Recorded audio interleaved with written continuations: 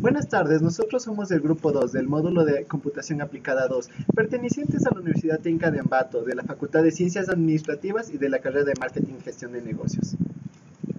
Dentro de nuestro grupo tenemos a los integrantes de Jessica Cervantes, Macarena Chacmana, Juanchi Caiza, Yadira Jerez, Jorge Miranda, mi persona Eric Granizo, Evelyn Morales, Pamela Pérez, Gabriel Pérez y Michelle Zumbana. Buenas tardes, mi nombre es Michelle Zumbana y yo les voy a hablar sobre la determinación de los tiempos PER. Es una técnica para el planteamiento y control. Su fundamento lo constituye el gráfico de redes, que representa el gráfico necesario para alcanzar un objetivo. Sus aplicaciones. PER es especialmente útil en aquellos programas en los que deben considerarse muchas operaciones interdependientes e interrelaciones. Además, el PER es la mejor forma de tratar las actividades nuevas, para cuyo conocimiento no se dispone de suficiente experiencia. Las ventajas del PER. 1. La producción de planes realistas, detallados y de fácil difusión. 2. La predicción de la duración y de la certidumbre de las mismas. 3. El centrar la atención en aquellas partes del proyecto. 4. Informar de la incompleta utilización de los recursos. Mi nombre es Pamela Pérez. Yo les voy a hablar sobre el diagrama de PER. El objetivo del proyecto debe establecerse tan específicamente como sea posible. Además, se deben incluir todos los detalles necesarios para que todas las personas que participen en el proyecto queden debidamente informadas. Las reglas básicas. La regla número 1 es: se usa una y solo una flecha para representar una actividad a ejecutarse. Regla número 2. El diagrama se construye conectando flechas que representan actividades, considerando para que una de las tres preguntas siguientes. Regla 3. Iniciar el diagrama con una flecha preliminar. Regla 4.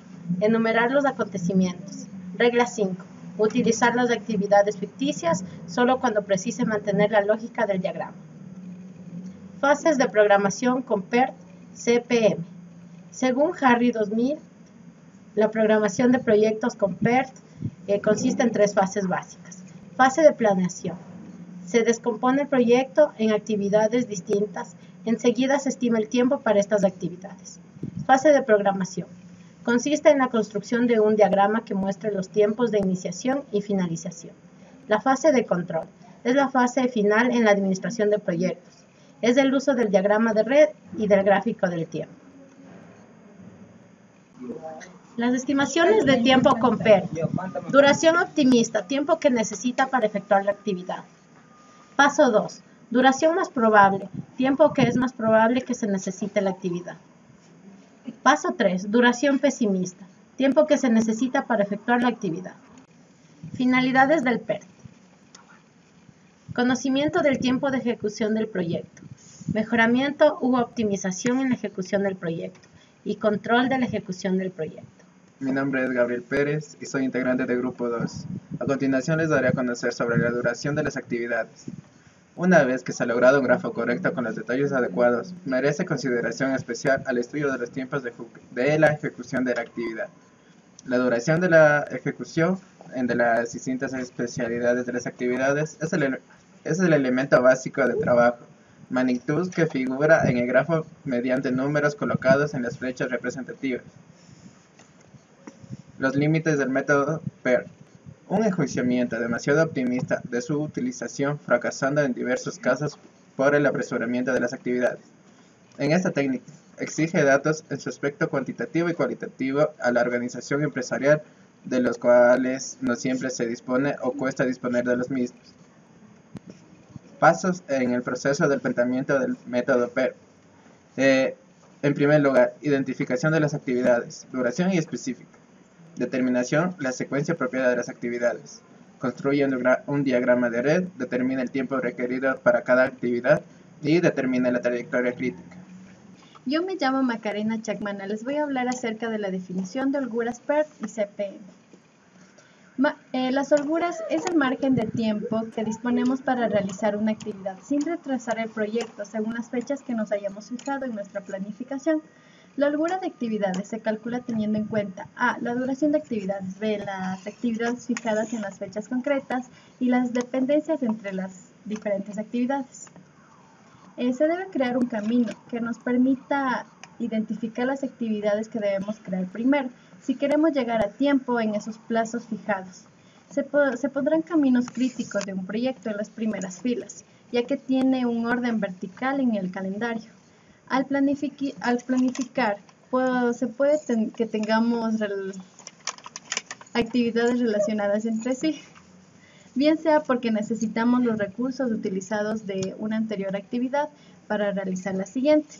Esto permitirá encontrar el control y la optimización de costos de dicha actividad mediante la planeación adecuada de actividades de componentes para el proyecto. Mi nombre es Yadira Jerez, soy integrante del grupo 2. Yo les voy a hablar acerca de CPM y PERM.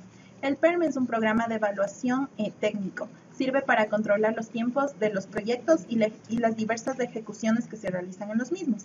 Son integrantes de proyectos espaciales por la necesidad de terminar cada una de ellas dentro de intervalos de tiempos disponibles. Y el CPM es un método crítico, buscando el control y la optimización de costos en cada uno de los proyectos mediante una operación adecuada que vaya de acuerdo con los componentes. El PERM se considera una variable de tiempo desconocida que tiene datos estimados. Los datos estimados sirven para la finalización de un proyecto y la suma de los tiempos que van dentro de una ruta crítica. Suponiendo que las distribuciones de tiempo de las actividades sean independientes, se podría realizar una varianza en el proyecto y al final se proyectaría en la ruta crítica la suma de las mismas, considerando tres tiempos estimados, que sería probable, optimista y pesimista. CPM determina y considera que los tiempos de las actividades pueden ir variando según el nivel de recursos que se van utilizando. Al mismo tiempo, el proyecto avanza y los estimados pueden controlarse y monitorearse mediante un progreso. Las actividades continuas independientes siguen un orden cronológico. Esto sirve para que sepamos dónde la actividad del proyecto va a empezar o va a finalizar mediante diferentes parámetros. Mi nombre es Juan Chicais, perteneciente al grupo 2. Le voy a hablar sobre los usos del PER y CPM. Usos. Para obtener los mejores resultados debe aplicarse a los proyectos que posean las siguientes características. Que el proyecto sea único, no repetitivo en algunas partes o en su totalidad. Que se deba ejecutar todo el proyecto o parte de él en un tiempo mínimo sin variaciones, es decir, en tiempo crítico. Las ventajas del PER y CPM. Identifica los segmentos más críticos del plan, en que problemas potenciales pueden perjudicar el cumplimiento del programa propuesto. Enseña una disciplina lógica para planificar y organizar un programa detallado de largo alcance. Simular los efectos de las decisiones alternativas o situaciones imprevistas y una oportunidad para estudiar sus consecuencias en relación a los plazos del cumplimiento de los programas. Proporciona una metodología estándar de comunicar los planes de proyectos mediante un cuadro de 3 dimensiones: tiempo, persona y costo. Buenas tardes, mi nombre es Eric Granizo y pertenezco al grupo 2. Les voy a explicar a continuación la clasificación de PER y costo. Primeramente, ¿qué es el PER? El PER es una herramienta de gestión que permite realizar la mejor planificación posible de actividades necesarias para realizar una obra. Se utiliza cuando es necesario coordinar distintas actividades. Una versión de PER es el PER costo, que permite mejorar el rendimiento del PER a través de agregar el elemento de costo para realizar la obra no solo en el menor tiempo posible, sino también con la menor inversión.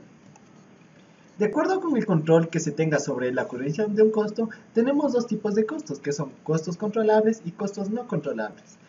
Costos controlables son los que podemos manejarnos y podemos determinar tanto su extensión y su límite, es decir, se tiene una autoridad para realizarlos y controlarlos. En cambio, los costos no controlables son los cuales en los que no tenemos un control sobre ellos. A continuación tenemos un ejemplo de lo que son costos controlables y costos no controlables. Por ejemplo, en costos controlables tenemos lo que serían los sueldos de directores de ventas, así como los sueldos de directores de la mesa que dirige el proyecto, y costos no controlables como la depreciación del equipo de computación que se utiliza dentro del proyecto. De acuerdo con su comportamiento, tenemos costos variables y costos fijos. Los costos variables son los que cambian de acuerdo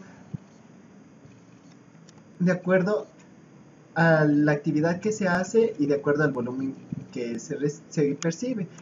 Y en cambio los costos fijos son los que se mantienen en todo el tiempo de la actividad de la empresa y o del proyecto.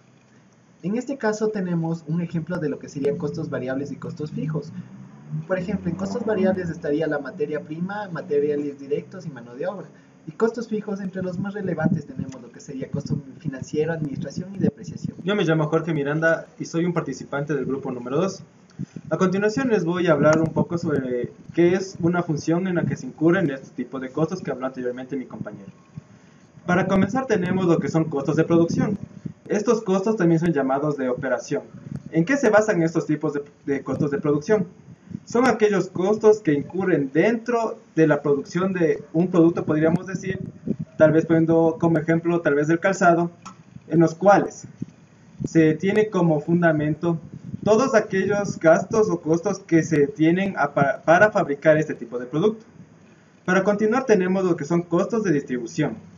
Los costos de distribución, como su nombre lo dice, son los encargados de mantener en vigencia el transporte o cómo llega nuestro producto o servicio a nuestros distribuidores, tanto sean mayoristas o minoristas, dependiendo del canal de distribución que se mantenga para dicho costo. Para finalizar tenemos los que son costos de administración.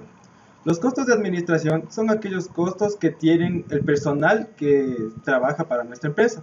Esto quiere decir como gerentes, talento humano y en general todos los que participan como funcionarios dentro de la organización. A continuación tenemos lo que es una identificación de la actividad departamental o del producto. Para esto se dividen en dos, los que son costos directos e indirectos. Los costos directos, ¿qué son?